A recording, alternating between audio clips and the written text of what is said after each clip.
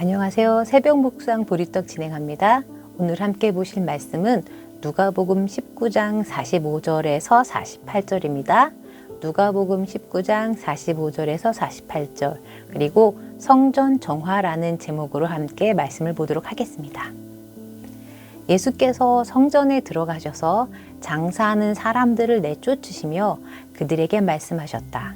성경에 기록하기를 내 집은 기도하는 집이 될 것이다 하였다. 그런데 너희는 그것을 강도의 소굴로 만들어 버렸다. 예수께서 날마다 성전에서 가르치셨다. 대제사장들과 율법학자들과 백성의 우두머리들이 예수를 없애버리려고 꾀하고 있었으나 어찌해야 할지 방도를 알지 못하였다. 백성이 모두 그의 말씀을 열심히 듣고 있었기 때문이다.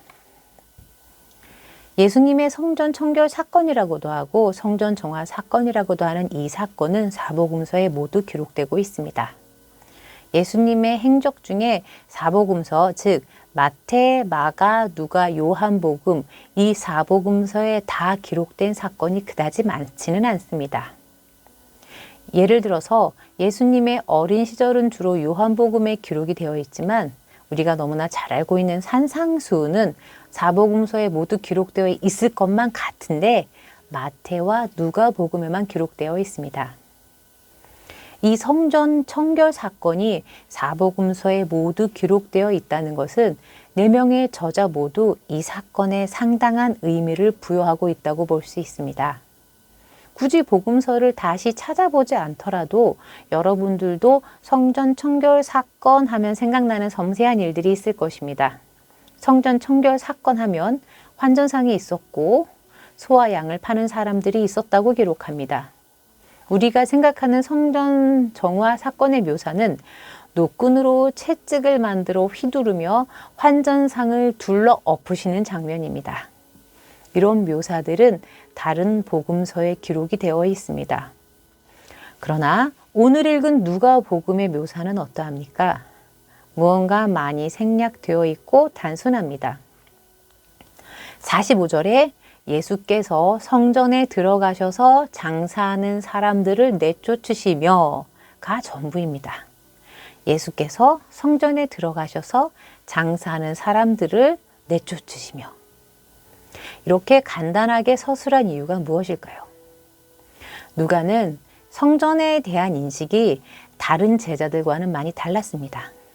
예수님의 유년기 12살 때 이야기를 여러분은 아실 것입니다. 12살 예수님이 부모님과 유월절을 지내러 예루살렘으로 왔었는데 그때 혼자 성전에 남아서 성경을 주제로 다른 선생님들과 토론하고 있었던 사건입니다. 3, 4일이 지나 부모님들이 놀라 찾아왔던 이 사건입니다. 이 사건의 기록은 누가복음에만 있습니다. 또 아기 예수가 성전에 들어갔을 때 시므온과 안나로부터 축복받은 이야기가 나오는데 이건 역시 누가복음에만 기록된 내용입니다. 누가에게 있어서 성전은 특별한 장소였습니다. 누가에게 성전은 말씀 선포의 장소입니다. 누가복음 마지막 절만 보더라도 예수님이 승천한 것을 목격한 제자들은 다시 성전으로 모여 지냈다고 누가복음은 그 마지막을 기록하고 있습니다. 누가복음의 끝나는 장소가 바로 성전입니다. 누가에게 성전은 예수께서 항상 거주하시면서 가르치셨던 장소입니다. 그리고 곧 예수님의 정체성을 드러낸 장소입니다. 누가가 강조하고 싶었던 것은 말씀 선포 장소로서의 성전입니다. 누가복음 마지막 장소의 선택을 보더라도 알 수 있을 것입니다. 예수님은 성전에 항상 거주하시면서 가르치셨습니다. 그리고 그 가르침의 내용은 종말론적이었습니다. 여기에서 하나 중요한 점은 누가복음에 나오는 예수님의 가르침이 비록 종말론적이긴 했지만 그 가르침이 일상적이었다는 것입니다. 누가복음 47절에 날마다가 그것을 상징하고 있습니다. 백성들은 말씀을 듣고자 이른 아침부터 성전으로 날마다 모여듭니다. 비록 종말론적인 말씀을 배우지만 그 가르침은 날마다 이어졌습니다. 가르침의 핵심은 날마다 매 순간 증인의 삶을 살라는 것입니다. 그래서 다른 복음서에서 유대인들이 예수를 성전 모독죄로 고발할 때 누가복음에서는 백성을 미혹한 죄로 예수를 고발하고 있습니다. 누가복음이 말하고 있는 성전 정화는 의자나 상을 둘러엎고 채찍질을 해서 사람들을 내쫓는 것이 아니라 그곳을 말씀으로 날마다 항상 매 순간 채우는 것입니다. 나쁜 습관을 고치는 최고의 방법이 뭔지 아시나요? 내가 늘 하던 그 나쁜 습관을 안 하려고 노력하는 것이 아니라 좋은 습관을 연습하는 것이라고 합니다. 게임 중독의 아이들을 고치는 방법은 다른 건전한 취미를 갖게 하는 것과 마찬가지입니다. 누가는 성전을 둘러엎는 것에 집중하지 않았고 말씀으로 채우는 것에 집중하고 있습니다. 오늘날의 성전 정화는 교회 건물을 깨끗하게 하는 것이 아닙니다. 오늘날의 성전 정화는 우리의 삶을 깨끗하게 하는 것입니다.